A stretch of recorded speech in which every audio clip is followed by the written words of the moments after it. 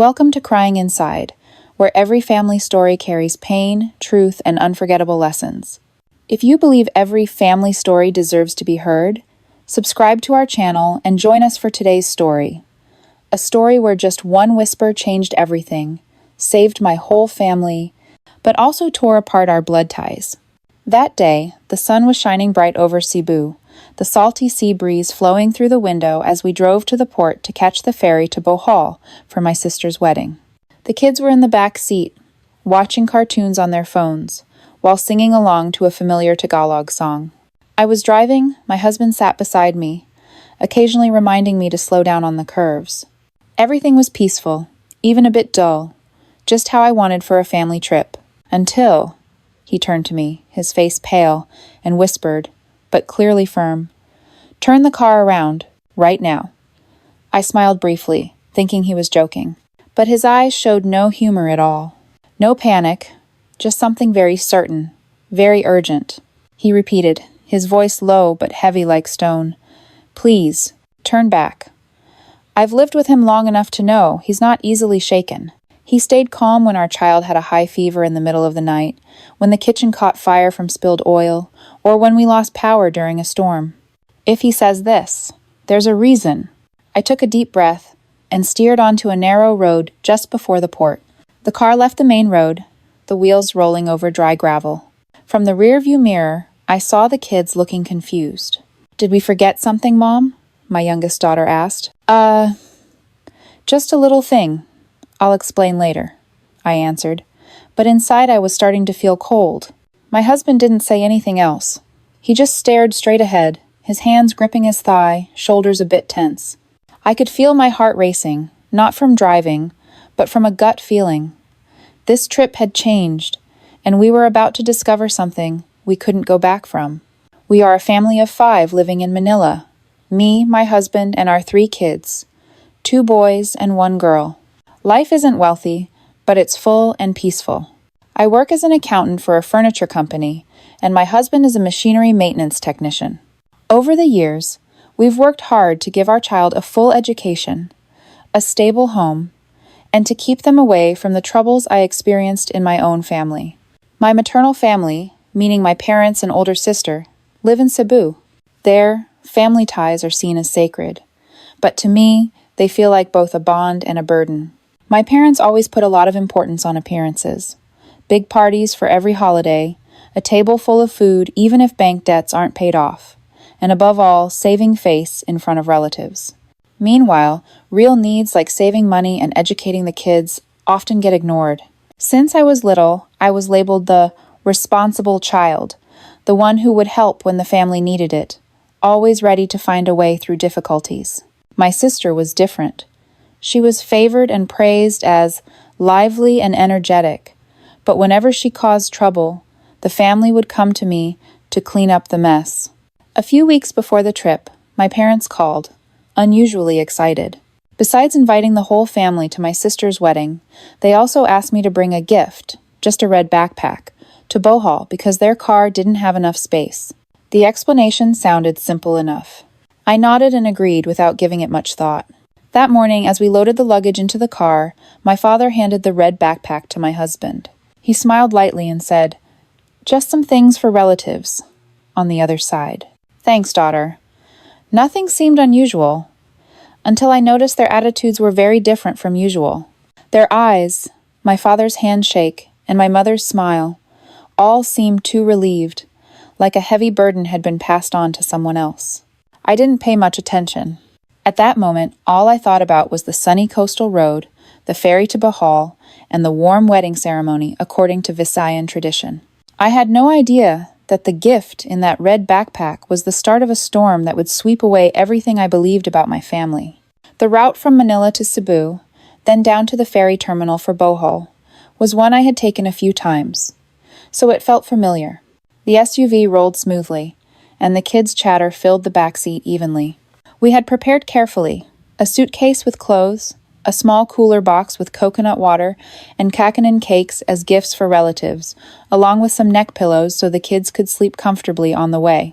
The red backpack was placed in the corner of the trunk, wedged between my suitcase and the food bag. I remember when packing, My husband frowned slightly.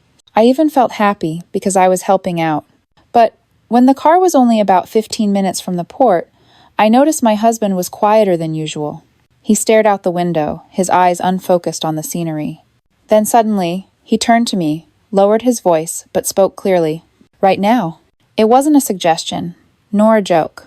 It sounded like an order that needed to be carried out immediately. I paused the steering, looked at him. Don't ask, just do it. This man can fix a sparking machine while talking softly, can carry a feverish child to the ambulance without trembling. But now, his shoulders were tense, hands gripping his knees tightly, eyes staring straight ahead as if calculating something urgent. I swallowed hard, turned into a narrow side road shaded by coconut trees. The kids in the back started asking. As the car moved away from the port, I could feel my heart pounding. The air inside the car was thick. Every screech of the tires on gravel sounded like it echoed from inside my chest. I began to feel something was very wrong. Just a few minutes later, he told me to pull into a narrow path leading to an empty field. He got out, signaling me to follow. When he opened the trunk and pulled the red backpack out, I had no idea that in just a few seconds, my entire close-knit family world would collapse. He set the red backpack down, silent for a few seconds, as if weighing something. The wind from the roadside coconut trees blew through, carrying the salty scent of the sea and the dampness of the grass. I stood a few steps away from him, feeling both curious and uneasy inside. "Come here," he said, his voice not loud but firm enough for me to know this wasn't a request I could refuse. I stepped forward, eyes fixed on his hand unzipping the backpack. The zipper's screech sounded like it was tearing apart the piece I had been clinging to all this time. He pushed aside a neat pile of clothes, then pulled out a white plastic bag tightly sealed with tape. Inside were smaller packages, all vacuum sealed, with no labels or papers. I didn't need anyone to explain. From the first second, I knew this wasn't a wedding gift or anything legal. My first feeling wasn't fear, but emptiness. Like the ground beneath me had vanished, dropping me into a deep, dark void. I forced down the rising nausea, gripping my shirt tightly to keep myself standing. "Did your parents give this to you?" I asked, my voice hoarse. He nodded. "And they know we'll be taking the ferry, passing through the checkpoint," I continued. He nodded again, eyes never leaving the backpack. Images flooded my mind. That morning, my parents standing there smiling as they saw us off, their eyes unusually relieved, and how my father placed the backpack in the trunk, like handing over a carefully planned responsibility. I realized it was all a plan. And we, me, my husband, and our 3 kids, were unwitting carriers. I heard the distant sound of waves hitting the shore and shuddered without meaning to. If not for my husband's whisper, we probably would have been on the ferry by now, just minutes from the checkpoint. Once caught, no explanation would matter. The image of kids in a detention camp flashed through my mind, making it hard to breathe. He zipped the bag back up, put it in the trunk, but said nothing. We both understood. This was the moment to decide. Keep going or turn back to return what belonged, where it came from. And I knew there was only one choice if I wanted to protect my family. We didn't turn back to the port. Instead, I drove straight toward my parents' home in Cebu. No one in the car said a word. My husband sat beside me, eyes still looking straight ahead, his hand clenched tightly on his thigh. The kids in the back seat were tired, heads resting on their neck pillows, unaware that the wedding trip had been canceled forever. When the car turned into the alley leading to the house, my heart pounded wildly. The 2-story house painted pale yellow appeared, the front door slightly open, the green plastic chair on the porch, as usual. My parents were sitting at the dining table by the window, apparently drinking coffee. My husband got out first, opened the trunk, and took out a red backpack. I followed, feeling like every step was stepping on sharp stones. We didn't knock on the door. He used the spare key hidden under the flower pot by the door, the one my dad always bragged no one could find. The door clicked dryly open. We placed the backpack right in the middle of the hallway, just a few steps from the dining table. No one spoke. I looked straight into my parents' eyes. My mother flinched slightly but quickly put on a polite smile. "Oh, why are you home so early? What's going on?" I cut her off. "You left this in my car. with the 3 kids in the back. The atmosphere froze. My father leaned in slightly, voice trying to stay calm. "It's just a few things to help repay a debt. It's nothing." "Nothing?" I emphasized each word. "If we get caught, it's a criminal offense." "Do you think that's nothing?" My mother pressed her lips, then sighed. "We're family. If you don't help, then your parents have to manage on their own." Those words stabbed into my chest like a knife. I remembered all the times I had helped, paid hospital bills, bought books for the kids, covered utility bills when they forgot. But this time, what they needed wasn't help, but a scapegoat for them to escape. I took a deep breath, trying to keep my voice calm. "From now on, don't call, don't come, don't see the kids anymore. This ends." I turned and walked out of the house without looking back. When the door closed behind me, I knew I had just cut the ties that had bound me for years. But I also knew this wouldn't be the last time I'd face the darkness from my own family. I thought that after that day, my parents would keep their distance, at least for a while. But just 3 days later, the school called me. They said, "She asked me to call." My heart pounded like a drum. My mind went blank. I don't remember how I left the office and drove to my parents' house. When I stepped through the gate, the scene before me stunned me. The living room looked like a grand birthday party. Balloons hanging from the ceiling, the table piled with sweets, roasted Lechon chicken, and a brand new set of building blocks spread out on the floor. My 3 kids were laughing loudly, each holding an expensive toy things we never bought for them because we thought they were unnecessary. My parents stood in the middle of it all, smiling as if nothing had happened. Mom was cutting cake. Dad was sitting assembling Lego with the kids, saying, "This is strategy." They were trying to win over the kids, planting the idea that grandparents were the ones who brought joy, while the parents, my husband and I, were the strict, forbidding ones. I stepped forward, trying to keep my voice calm. One of the kids asked, so I forced a smile. They always do, but those words echoed in my mind all the way home. I understood that if I didn't do something, sooner or later, they would find a way to break the boundaries I set. And when it comes to my children's safety, I can't just sit still. That night, after the kids were asleep, my husband and I sat at the dining table under the warm yellow light. He took my hand and said, "The sooner the better." That night, the house was quiet. Only the ceiling fan's steady hum could be heard. The kids were fast asleep, and my husband and I sat facing each other at the table. The yellow light washed over his face, serious, but determined. "I think we should leave Manila. Not just moving house, but leaving this place for good," he said. I was silent for a few seconds. Deep down, I knew he was right. Since the red backpack incident, I no longer felt safe. My parents could show up any time at school, at home, or even in public with fake smiles and excuses. And I knew that once they got close to the kids, they'd try to manipulate, control, or worse, put them in danger. "You mentioned Davao before. Your family has a house there, and your company has a branch," I reminded him. "That's right. If you agree, I can request a transfer. There, my parents are kind, they love the grandchildren, and they would never put us in an awkward situation." The city lights still shone at night, but to me, Manila now felt like a net full of links that my parents could trace any time. I took a deep breath. "I agree. Let's go." That decision was quiet, no tears, no slam doors.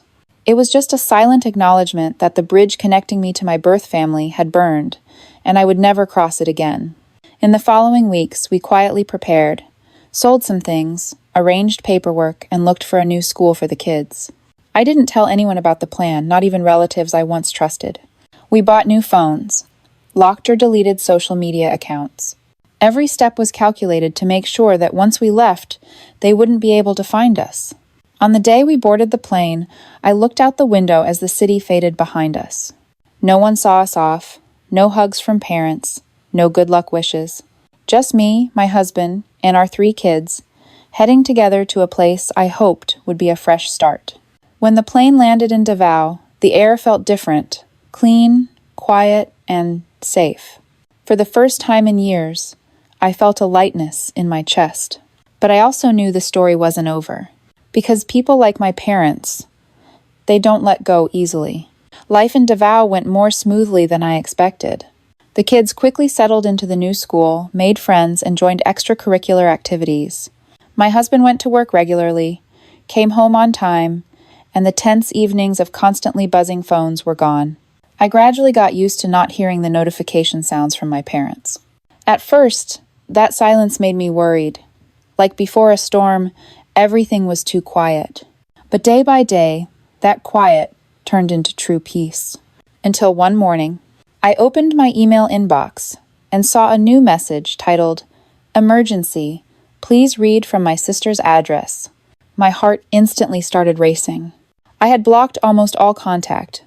Only the email was left untouched. The email was long. The words rushed, with no clear punctuation. She said my parents had been caught at a border checkpoint. This time, they didn't use anyone as mules, but drove themselves, carrying a large amount of contraband. Caught red-handed. The trial would happen soon. They needed money, a lawyer, and for me to put the past aside to help. After all, they are still your parents. Family is family. Think of the blood ties, she wrote. I read that line over and over. Family is family. It sounded familiar, like a chorus they always used to bind me for years. I believed, I sacrificed, I stayed silent, and almost lost everything. I opened the reply box. I typed just one sentence. I was there once. There won't be a second time. Then I hit send. That afternoon, I stood by the window, looking out at the green mountains of Davao. The kids played outside, laughter carried by the wind. My husband was watering the plants, humming softly as he worked. I knew I was right, not because my parents were arrested, but because I chose to protect my own little family. We didn't disappear to run away. We left to truly live. But somewhere inside, I still feel it's not quite over yet. People like them, when they lose everything, can do anything. And maybe, one day, the door to the past will knock on my present again. Looking back, I realize that the boundary with family isn't coldness or ingratitude, but a necessary action to protect yourself and those you love. Family isn't just about blood. It's where you feel safe, respected, and loved unconditionally. If those things disappear, then even sharing blood can turn them into a threat. I used to think that staying silent, enduring, or helping a little would make things better. But actually, every time I gave in, they just pushed further. The hardest truth to accept is, some family members will use family love itself to bind and control you. The day I decided to say no and walk away, I lost my parents. But in return, I gained peace, good sleep, and my children's laughter. I understand that not every relationship is worth saving, especially when it destroys you from the inside. Now, I'm no longer haunted by the past. I just want to move forward. And if anyone asks if I went too far, I'll smile and say, I only went far enough so they can't reach us anymore. If it were you, would you dare to completely cut ties with your parents to protect your little family? Or would you try to forgive one more time? Please share in the comments. I really want to hear your story. Thank you for watching today's story on Crying Inside. If this story touched you, please like, subscribe, and turn on notifications so you won't miss more heartfelt family stories. Share this video so more people can hear and reflect on it. See you in the next video, where every story leaves a memorable lesson.